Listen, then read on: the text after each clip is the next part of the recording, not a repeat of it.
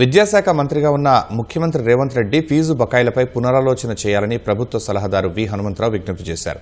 విద్యారంగంలో ఎన్నో విప్లవాత్మకమైన మార్పులకు శ్రీకారం చుడుతున్న సీఎం విద్యార్థుల జీవితాలపై ఆధారపడ్డ ఫీజు రీయింబర్స్మెంట్ పథకాన్ని యథావిధిగా కొనసాగించాలని కోరారు.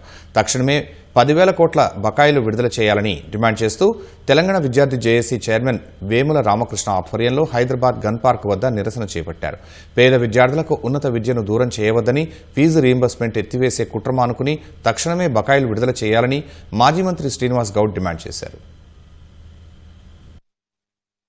నువ్వు మంచి కార్యక్రమాలు చేస్తున్నావు. ఈ ఒక్క కార్యక్రమం చేస్తే పిల్లల భవిష్యత్తు కూడా బాగుంటది అనేది నా ఉద్దేశం. విద్యామంత్రిగా నువ్వు ఇలా స్పోర్ట్స్ సిటీ చేస్తున్నావు, మా అందరికి సంతోషం. ఎందుకంటే ప్రతి పిల్లగా నువ్వు ఆడాలి, వరల్డ్ కప్ లో ఏది గోల్డ్ మెడల్ తేవాలనేది నీ ఉద్దేశం. ఆటలతో పాటు చదువు కూడా ఇంపార్టెంట్ కాబట్టి దీనికి తప్పనిసరిగా ఫీజు రీయింబర్స్మెంట్ చేయమని నేను ముఖ్యమంత్రి గారిని కోరుతా. కాలేజీలతోనే మీరు ఏదైనా మాట్లాడండి, కానీ వీళ్ళ భవిష్యత్తు గురించి ఆలోచించాలి. ఒక కాంట్రాక్టర్ బిల్లు ఆపి బకాయిలు చెల్లించండి.